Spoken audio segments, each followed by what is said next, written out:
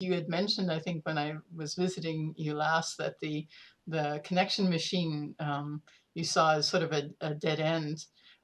Were you talking about hardware? Because what you have just told me is that all the concepts that, I mean, I know that you wanted. Oh, I don't think it was a dead end. I think it was ahead of its time, and then the technology wasn't quite there to do what we wanted.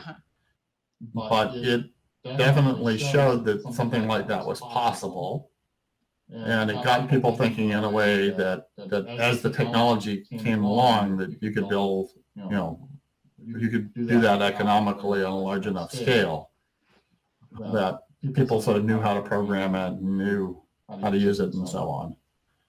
So I remember when I wrote the first Scientific American article on the connection machine, I had in an hypothesized, I said, look, once we had this, there's no need to have a computer, the power of the computer in your home so much, but the real power will be out, in some centralized location. I didn't call it the cloud, but that's where the big computation, because the computations want to be near each other. They don't need to be near you once you have the bandwidth to. And I said, so you can imagine, big computers that, you use something across the nation.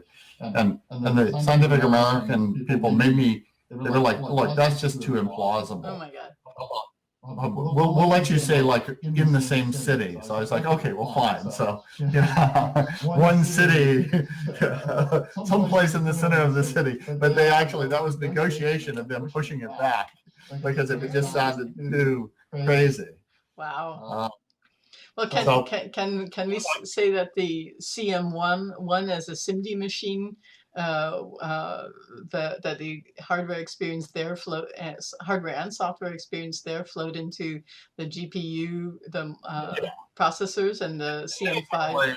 A GPU chip, or even a microprocessor that has a GPU unit on, or a vector unit on it, is they have SIMD instructions on them. So those are fundamentally little connection machines. And I think if you read, it's clear. I think probably people like NVIDIA even acknowledge that they're little connection machines on a chip, and they can put several. They actually don't have all the things the connection machine adds, because they don't have the connection part of it so much, but they have the map part more than they have the reduce part. Or then they have the connection part, the communicate part. They're able to do reduction. So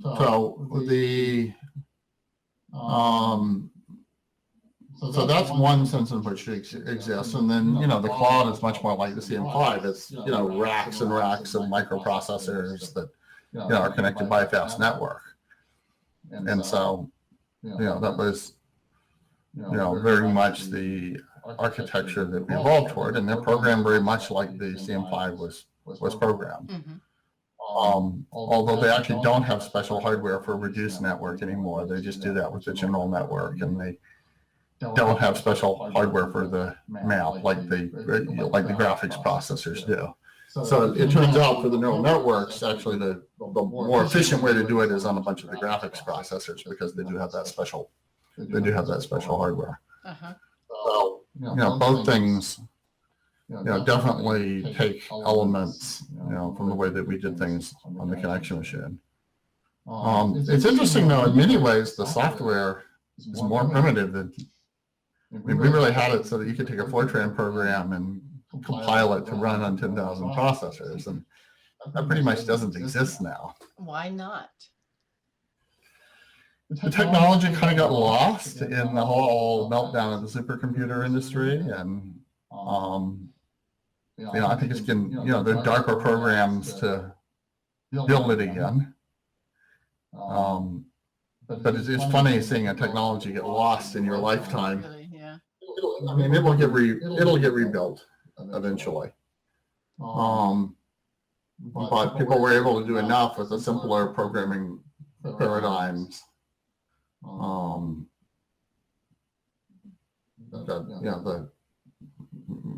simple kind of things like MapReduce. which was definitely one of the things we used, but it wasn't the only thing we used. But yeah, that's turned out to be powerful enough to do an awful lot. So it sounds like even though thinking machines went belly up after a little over 10 years, that in some sense it was worthwhile. Both the hardware and the software and the ideas have gone on, and well, and also the people have gone on. I mean, it's amazing the people that, some of them have gone on to win Nobel Prizes, or, start giant research institutes, or found companies, or, so what's interesting is if you went, actually, what would have been the best investment portfolio would have just been to invest in everybody in that building, whatever they did. And so, fantastic people. I mean, if you remember, like, Eric Lander was, just starting to play with biology using the, and now he's, the head of one of the biggest biology institutes. So Sidney Brenner, was, only insiders knew who Sidney Brenner was. He certainly hadn't won the Nobel Prize at that point, So, it was, things like, Brewster search engine and his archiving the internet would just seem like crazy ideas. Nobody understood what they were. Yeah. So, I think a lot of, people went on to do kind of amazing things. And so maybe that's how it had its biggest impact, was a set of people sort of like the Manhattan Project in that sense. A set of people got together and sort of inspired each other to go off and do great things. And we did do a bunch of stuff, and we did, I mean, the project that Dick Feynman was working on, which was quantum computing, which and then was so absurd that only Dick Feynman was working on it. That's become a whole field. And, I'm quite sure that Thinking Machines was the first company that ever worked on that. Just because they had this nutty guy called Richard Feynman who had this nutty idea that he played around with in his spare time. Yeah. So, I think we were very lucky to have been at that time in that place. And it was certainly an extraordinary thing. If I had known even a quarter as much about business and how the world works as I do now, we would have been able to save it for long enough to, for the web to come along and parallel computing to come along. But, I was a bad business person. Made a lot of stupid mistakes, and, I can now go back and see all kinds of things I did wrong that I would never do today. But, it wasn't what I knew about. It wasn't what I was paying attention to then. Yeah, and it did go belly up right when the web started up, didn't it? That was also a bit of an. Remember, we were working on a web server, and nobody, we couldn't raise any money on it because nobody knew what the web was, right? Right. Sigh. But in fact, and they went, and a lot of those people went to Sun and helped turn it from a workstation company into a web company. Yeah. So